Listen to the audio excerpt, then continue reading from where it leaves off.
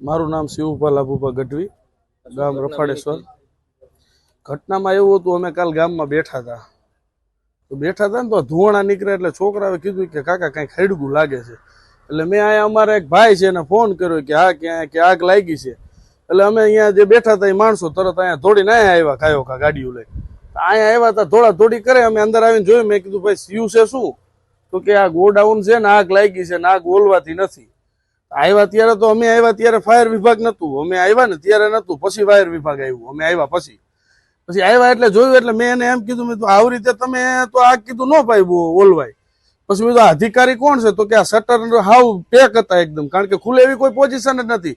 પછી મેં એમને કીધું, મેં તો એક કામ કરો, આ શટરમાં ઓલું ભરાવો લોડર, અને લોડર થી ઊંચું કરીને એકાદું શટર તોડો અને હોવાળા નીકળવા દો. તો કીધું આગ ઓલવાય, બાકી કોઈ શક્યતા જ નથી આગ ઓલવાની. આગ જ એવી ભયંકર ચાલુ થઈ ગઈ હતી અંદરથી. હજી શટર તોડ્યું નહીં ત્યાં આગી શટરે પહોંચી ગઈ પાછી. પછી મેં કીધું આગ રોકવી તો આગલું શટર તોડીને હોરી ચરેડી પાડવી પડે. પણ અધિકારીને કોઈ આપણી વાત મગજમાં નથી બેહતી. અધિકારીને મેં 3-4 વાર કીધું, મેં તો આવી રીતે આગ ન ઓલવાય, આગ હમણાં જો વિકરાળ રૂપ લઈ લેશે તો આગળ ને આ બધી બાજુ પબ્લિક રહે, કાલ પબ્લિકમાં નુકસાન થાય. અને પબ્લિકમાં નુકસાન થાય તો પછી એની ભરપાઈ કોણ કરશે? હા, અધિકારી હાજર જ હતા અને મેં ખુદે અધિકારી હારે વાત કરેલી.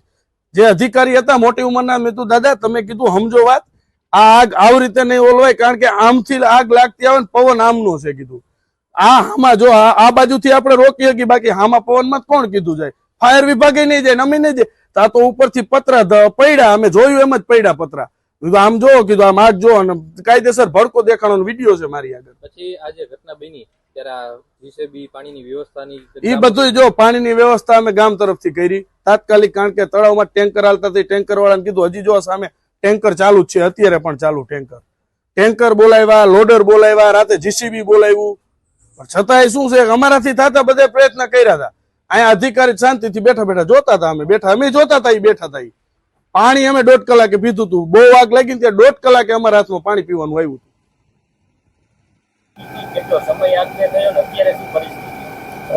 મારું નામ છે Jay Daki, deputy chief fire officer Morbi મહાનગરપાલિકા. આગનો બનાવ ગઈકાલે અમને 1 અને 40 મિનિટે ફાયર કંટ્રોલ રૂમમાં મળેલો હતો. તાત્કાલિક અમારી મોરબી ફાયરની ટીમ 4 જેવી ઘટના સ્થળે આવેલી હતી. સાથે રાજકોટની ફાયર ટીમ અને એક વાંકાનેર અને એક જામનગર, એમ કરીને ટોટલ 10 ફાયર ટેન્ડર ઘટના સ્થળે હતા. કન્ટિન્યુ કાલથી લઈને આજ સુધી 45 લાખ લીટર પ્લસ અમે પાણીનો મારો ચલાવી ચૂક્યા છે. હાલ મગફળીમાં આગ હોય એમાં જે ઓઇલી પદાર્થ જેવું થઈ જાય છે, એને લીધે ફાયર કંટ્રોલમાં આવે છે, ફરી લાગી જાય છે. અમે કાલથી આ બધાને કહીએ છીએ કે ભાઈ તમે જેસીબી હાઇડ્રા બધી વ્યવસ્થા કરાવી અને માલ શિફ્ટિંગ કરો. એની થોડીક અભાવને રસ્તે અત્યારે હાલ કન્ટિન્યુ કુલિંગ પ્રક્રિયા ચાલુ છે. અને હાલ જ્યાં સુધી ફાયર કંટ્રોલમાં નહીં આવે અથવા હાવ સંપૂર્ણ પૂરું નહીં થાય ત્યાં સુધી અમારી મોરબી ફાયર અને બીજી બધી ટીમ સ્ટેન્ડ બાય રહેશે.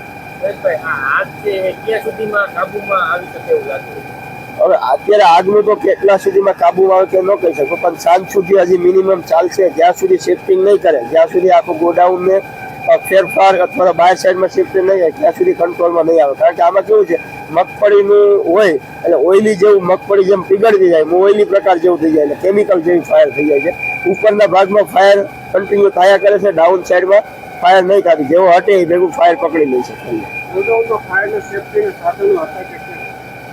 પ્રાથમિક દ્રષ્ટિએ અમે જોયેલો હતો ત્યારે ફાયર એક્સ્ટિંગ્વિશર બેઝિક લગાવેલા હતા. ફાયર સિસ્ટમ અમને ક્યાંય જોવા મળેલ નથી.